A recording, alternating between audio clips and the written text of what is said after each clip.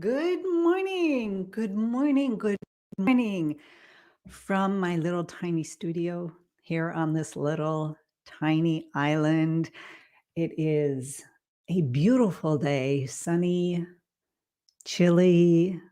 There's snow on the distant mountains on the mainland, not on the island, obviously. and um, it's the beginning of a new week, and there's lots to do. And, you know, I'm so excited about that. And I absolutely love being here. I love this practice. Hi there. Good to see you. Good morning. So, a couple of things. I'm going to try and keep this again under 10 minutes. It's my goal, which I don't always adhere to, but that's okay. So, um, I'm painting backgrounds. I had a question in my course about how to paint the background. I mean, how do you actually go about doing it? So I've done a video on that for live at 3:30 a.m. for you, I imagine. For me, it's 10:30 a.m. So, yeah, yes, I am live for my morning and your middle of the night morning. So, anyways, I have painting backgrounds, and there's this um, technique. Of course, when you're painting a background, and it's like background hills, like in this painting that I have back here. Uh, you can't have a lot of uh, hard lines and contrasts and things like that. Your values begin to come together. They get closer and closer, and more. Everything becomes more bland and more. The aerial perspective takes away the yellows and the oranges and the reds, and you move in towards the blues, and so things get dull, and as it should be, right? And so I'm thinking about doing that, painting these backgrounds, and how do you teach it? And uh, so it's the value scales from black and white coming closer together towards the middle. So you're dealing with just the mid-range values, and you probably have maybe one value uh, differentiation, maybe two, depending on the scene, of course. But in a scene like this one, you want everything to be pretty much maybe one value differentiation.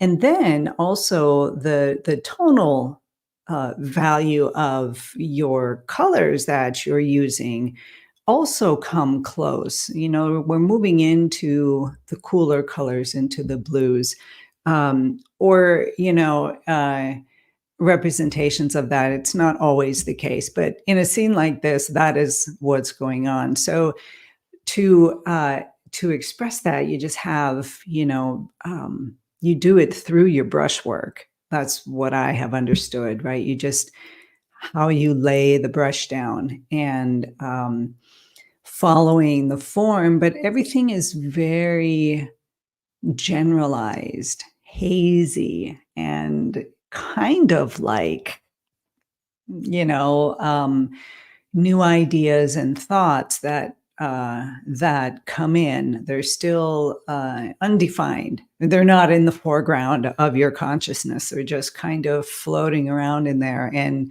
they're essential for our lives to bring them forward into the foreground when necessary, and push them back and let them just sit in the background when necessary. So I am thinking at things like that uh, about my backgrounds and how I'm teaching it. The other thing going on is I just finished my journal.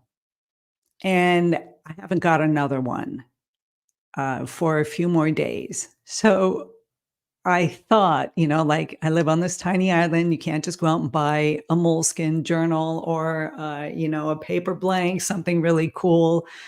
You can't do it. And so I've got a couple days before I get my new one. So I thought, what am I going to do? Uh, and I decided that I would um, write on pages and write out the way I do each morning and, do this kind of mind dump and this kind of connection that I do, and then take them to the fireplace and burn the pages. And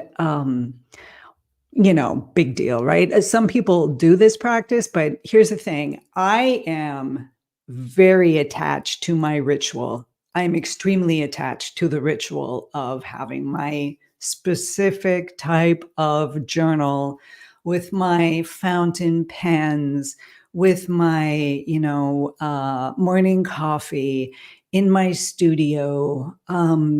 I just coming into that meditative state through journaling, and I'm very attached to that practice. So when you write out and then you burn the pages, they're gone forever. And it's kind of scary. So I'm gonna go with that, and I'm gonna do that for a couple days, and I will talk about it and see if there's any value to just taking something that I'm attached to and releasing it, changing it completely, and we'll see how it affects me. And the last thing that I've got on my mind today is a new podcast coming up tomorrow in the Tiny Studio Big Ideas podcast, where I'm going to be talking about composition, the composition of deep reflection is the title of the podcast. And it's kind of that metaphor thing that I do with my painting and my life. So I'll be talking about the level of composition and designing and putting painting together, and how that relates in that metaphor. So anybody out there, if you're